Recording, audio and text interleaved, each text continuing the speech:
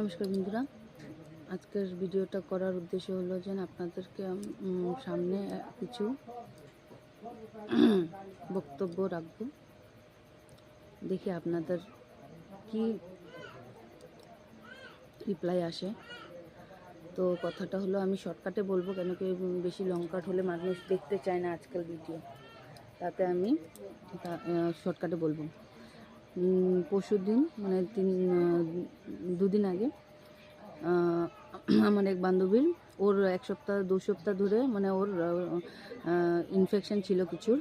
তো তারপরে ও মানে ঘাবড়িয়ে, ওর জ্বর ছিল, ওর হাজব্যান্ড ছিল না ঘরে। তারপরে ও ঘাবড়িয়ে আল্ট্রাসাউন্ড করতে যায়।